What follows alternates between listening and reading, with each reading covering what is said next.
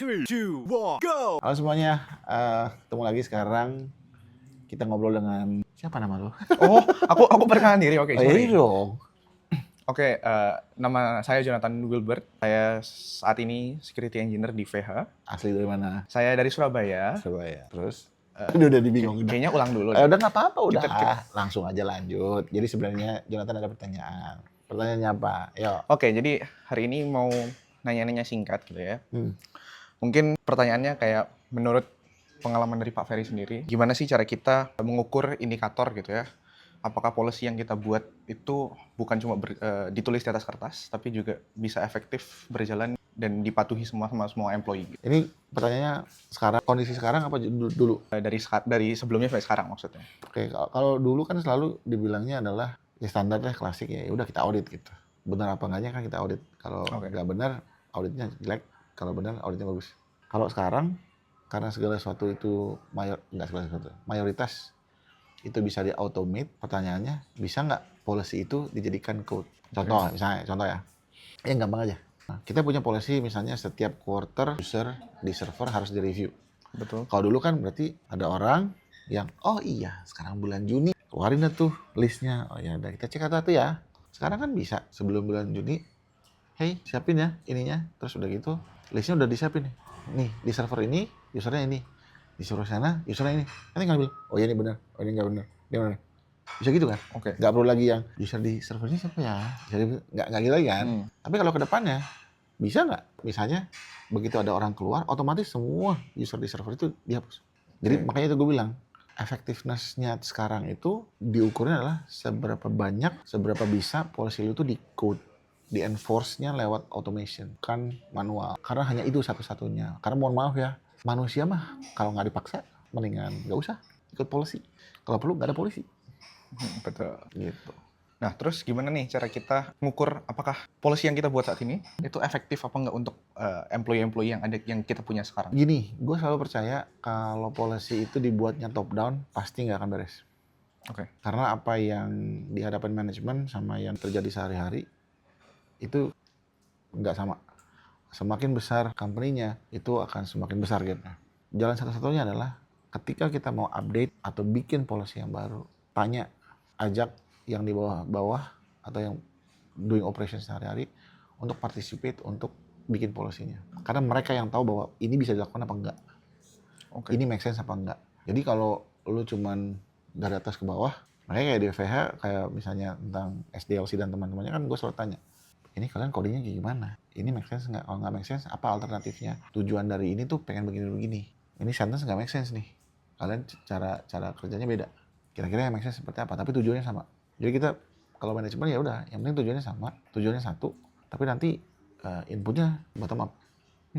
Kalau begitu kemungkinan besar polisinya berjalan bukan hanya karena lu terima dari tim yang lain, tim member yang lain, tapi akhirnya juga karena mereka kan lu sendiri yang bikin. Bukan gua. Jadi gua nggak maksa lu. Jadi pembuatan polisinya itu hasil kolaborasi dari atas ke bawah gitu. Nah, yang penting atas itu kan seharusnya tugasnya adalah, pernah tahu nggak istilah kenapa direktur tuh disebut istilahnya dalam bahasa Inggris itu director? Kenapa tuh? Karena fokus dia tuh harusnya cuman objektifnya apa? Oke.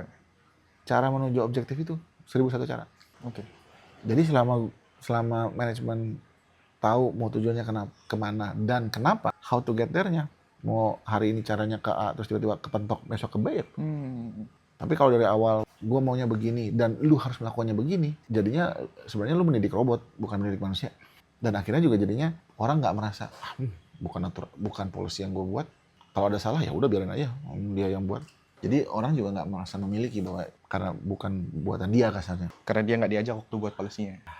Kan sama seperti di politik kan. Terus gimana nih misalnya company tadi kan sudah buat policy, misalnya terlanjur nih mereka sudah buat dari atas ke bawah. Jadi kurang efektif lah. Jadi polisinya bagus di atas kertas, di dokumennya bagus gitu ya, tapi kurang efektif di employee mereka. Kira-kira apa solusinya? Apakah mereka harus buat polisinya ulang dari awal? Ya dua hal sih. Yang namanya policy itu kan nggak pernah statis seumur hidup. Jadi selalu perlu direview ulang dan bisa diganti. Yang kedua, sebenarnya yang perlu banyak diganti bukan polisinya. Kalau benar ditulisnya ya. Kalau benar ditulisnya, policy itu benar-benar cuma mikirin atau nulis dari sisi what-nya, objektifnya, garis besarnya. Detailnya, how to-nya itu di prosedur sebenarnya. di dokumen lain. Jadi kalau mau ganti prosedurnya. Atau lu mau ganti standar atau baseline istilahnya, lu ganti standar baseline. Polisinya tetap sama. Misalnya, jadi makanya kalau yang baik itu, polisi itu nggak bisa bilang, user harus direview setiap bulan. Itu udah prosedur sebenarnya. Polisi itu akan berbunyi, polisi yang baik ya, akses ke semua server kita harus direview on a regular basis at least once a year. Mau di prosedurnya lo sebulan sekali, 3 bulan sekali, 6 bulan sekali, yang penting at least once a year. Dan di semua sistem. Jadi makanya kalau di hierarki yang benar itu ada polisi, terus prosedur, terus ada baseline atau standar. Prosedur, baseline, standar itu yang bisa kamu ganti-ganti. Polisinya kalau bisa Tetap sama. nggak sama lah, tapi stabil lah. Oke. 3-5 tahun stabil. Oh, prosedur mau kamu ganti tiap 3 bulan juga nggak ada masalah. Oke. Baseline standar, apalagi di IT, bisa jadi tiap bulan ganti. Nah, kalau tadi kan kita bahasnya dari sisi personalnya gitu ya. Kalau dari sisi manajemen kita tahu gitu ya kalau membangun sebuah awareness itu cukup berat di dalam sebuah company. Gimana sih kalau misalnya employee yang ada sekarang itu cukup cuek dengan policy yang sudah dibuat? Gimana cara kita membangun awareness-nya gitu? Susah. Jawabannya tidak mendidik. Susah. Enggak, karena balik lagi tadi, unfortunately untuk beberapa hal tuh memang tidak bisa mengandalkan manusia. Makanya harus ada teknologi untuk mengenforce. Tapi akan ada beberapa hal yang tidak bisa di-enforce. Jalannya cuma satu, adalah bagaimana manajemen itu kreatif. Bukan memaksa, kreatif. Contoh, yang paling gampang aja, phishing email, CEO email, yang dari CEO terus berusaha gitu. Spear phishing? Ya, phishing email itu bisa terjadi karena mereka kurang security awareness. ya, itu kan jawaban standar. Yeah. Tapi intinya phishing email bisa terjadi karena lewat email. Betul. Kalau bukan lewat email kan bukan phishing email namanya. Yep. Betul kan? Iya. Iya kan? Harus lewat email. Betul. Nah, tapi maksud gua apa? Kalau phishing email itu selalu lewat email dan yang paling sering itu adalah tiba-tiba seseorang si CEO atau siapa CFO berpura-pura. Kalau internally kamu punya aturan bahwa segala keputusan apa gitu nggak boleh lewat email? Nggak ada phishing email. Oke. Karena gue pernah melakukannya di salah satu kayak cryptocurrency exchange gitu. Dia mau beli DLP, ya, Data Leakage Prevention, untuk email gitu. Karena ya kripto kan suka ini. Tapi pas gue datang, gue tahu nih CEO malas nulis email. Dikit-dikit Slack. Ya solusinya gampang dong. Kalau kamu terima email yang mengaku-ngaku CEO, udah pasti bukan dia. Dia nggak pernah nulis email. Karena dia pakai Slack. Kalaupun dia nelfon lu, dia juga nggak nelfon lu lewat WhatsApp. Dia nelfon lu pakai Slack yang huddle ya. Apa? Yeah. Ya pokoknya dia Slack minded lah. Jadi kalau ada yang tiba-tiba berusaha ngubungin lu pakai WhatsApp atau telepon atau jadi mau voicemail missing, cuma karena gue tahu CEO lu nggak pernah. Jadi kan solusinya sebenarnya kadang-kadang terdengar silly, tapi kan kreatif at the same time ya. Kenapa gue harus ini mahal-mahal? Emang dianya nggak pernah pakai email. Ya ini gue buka-bukaan aja ya. Kalau kalian juga coba ngirim phishing ke VA, percuma. Gue komunikasi sama teman-teman ini pakai Teams. Dan Teams kita hanya diakses oleh kita doang. Jadi kalau ada yang kirim email ke Jonathan atau ke siapa tim member VH, mau pura-pura jadi gue percuma. Gitu. Jadi kadang-kadang tuh solusi security tuh selama lu kreatif tuh ada aja caranya.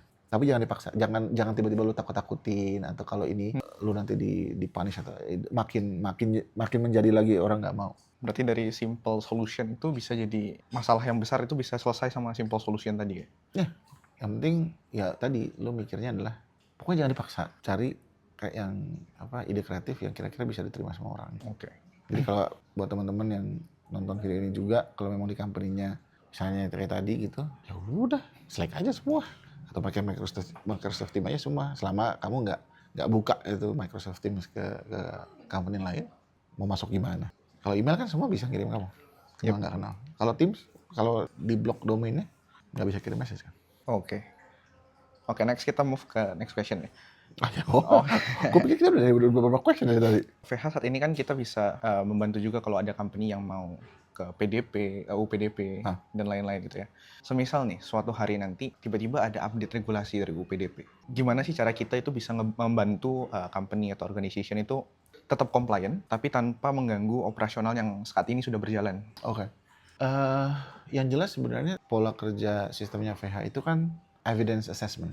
Oke. Jadi kita memang nggak, even sekarang pun tidak pernah mengganggu operation company. Oke. Jadi kalau ada regulasi yang baru, terus kemudian frameworknya ada atau regulationnya ada di platform kita, ya lu tinggal istilahnya upload new evidence lah, new set of evidence. Jadi nggak akan pernah mengganggu misalnya operation. Dan itu juga yang kita jaga gitu loh. Makanya gue kan juga berhati-hati banget. Bisa nggak ini connect ke situ? Kalau ini connect pakai API yang ke situ tapi mengganggu, nggak usah. Manual aja. Karena percaya atau enggak, di luar sana dan kayaknya sampai kapanpun, auditor itu masih kok banyak yang happy dikasih screenshot. Auditor juga masih banyak yang tunjukin ke kita. Bahkan kita waktu audit kan auditor kita bilang, iya ini evidence yang bagus, tapi gue tetap pengen lu buka screen lu, tunjukin benar nggak lu GitHub-nya, jangan-jangan lu juga manipulasi si gambarnya. Oke. Jadi kan kalaupun gue nggak punya koneksi dengan GitHub, nggak masalah dong. Dan ketika ada regulasi yang harus gimana, kan tidak akan mengganggu bagaimana cara lu menggunakan GitHub-nya kan. Jadi ya memang dari awal, terutama sistemnya VH, didesainnya atau karena evidence based review gitu. Jadi yang berubah tuh hanya tipe evidence-nya doang. Caranya gimana, even manual pun nggak masalah. Nah, kalau dari sisinya company, ketika regulasi ini barusan keluar, UU PDP barusan update, apa yang harus mereka lakukan duluan nih? Sebenarnya kalau di platform kita itu, begitu ada yang update tuh, itu langsung berubah jadi nggak compliant. Karena pasti ada gap-nya. Jadi begitu misalnya pasalnya berubah gitu ya, terus evidence-nya kan udah di-upload tadi ya, yang sebelumnya. Terus itu begitu di-update, itu kan dia langsung diperiksa ulang sama AI-nya. Terus itu pasti langsung tiba-tiba drop nilainya. Jadi tidak sesuai. Ya, dan di kehidupan nyata begitu juga. Jadi kalau zaman dulu ketika ada regulasi yang baru, semua itu disarankan atau diharuskan melakukan namanya kan gap assessment, gap analysis. Ya cuman bedanya sekarang di VHGRC gap assessment-nya tuh dilakukan oleh AI-nya gitu. Itu aja. Tapi prosesnya sama. Lo melakukan gap analysis dulu, gap assessment. Setelah lo tahu apa yang lo harus lakukan, oke, sekarang gimana cara fixing-nya? Nah, kita tahu gitu ya kalau misalnya begitu sudah update, kita kan harus tetap menyelaraskan entah itu jadi compliance yang baru sama policy yang lama. Nah, gimana cara kita tetap membuat itu tuh tetap berjalan bersamaan, jadi tetap tidak saling tumpang tindih, jadi mereka itu bisa tetap harmonis berjalan dengan aman gitu. Ya kalau soal itu sebenarnya sih nggak ada regulasi yang baru pun setiap tahun, at least semua policy itu harus direview ulang. Kenapa? Siapa tahu misalnya tadinya polisinya digunakan untuk 5 office. Tiba-tiba kamu di tahun yang berjalan nambah jadi 8 office. Kan udah nggak berlaku lagi polisinya. Atau misalnya dulu kamu bikin policy untuk physical security dengan asumsi semua orang pakai kunci. Sekarang office-nya semua diganti semuanya pakai tab, kartu. Udah nggak make sense kan? Jadi pertama yang orang harus ingat adalah ada atau nggak ada pun new regulations, policy harus tetap direview sesuai dengan kondisi organisasi, kondisi bisnis mereka saat itu dan yang akan mendatang. Itu yang pertama. Yang kedua, yang orang perlu ingat, hiccups atau bahasa kasar Inggris gue adalah shit happens. Jadi ketika ada gap, artinya ada policy yang nggak oke, nggak align dengan new regulation, ya nggak apa-apa. Selama lu nggak biarin itu dalam setahun gitu. Jadi kalau gapnya 2 bulan nggak masalah. Apalagi kebanyakan, nggak semua ya, kebanyakan regulasi yang baru itu selalu rata-rata diketok palu hari ini, ada tenggat periode 1 tahun. Berarti dalam setahun itu mereka harus memperbaiki, mengadjust. Atau rata-rata kayak undang-undang PDP kan diketok 2022 kan baru mulai aktif 2024. Betul. Berarti 2 tahun. GDPR juga sama 2 tahun. Hampir semua regulasi di Eropa 2 tahun. Tapi ada beberapa regulasi yang setahun. Jadi regulator juga nggak yang tiba-tiba gua ketok hari ini berlaku hari ini. Terus dikasih spare waktu untuk mempersiapkan. Nah, cuman yang salahnya adalah orang dikasih waktu nih setahun, dikejar di bulan ke-11 setengah. Nah, kita berusaha untuk nggak seperti itu. Jadi kalau begitu ada regulasi yang baru, kita masukin ke platform VH, ya si AI-nya kan memang di-train untuk regulasi yang baru, ya tiba-tiba itu value-nya atau compliance level mereka turun, drop. Oke. Supaya ya lu mulai melakukannya sekarang, jangan nunggu bulan 11 gitu, atau bulan ke-23, which is dan banyak terjadi di undang-undang PDP. Oke. I think that's all. Udah? Yakin nih? Yakin. Sebelum gue pulang nih. Yakin itu aja. Yakin itu aja sih. Oke, sampai lagi. Udah. Bye.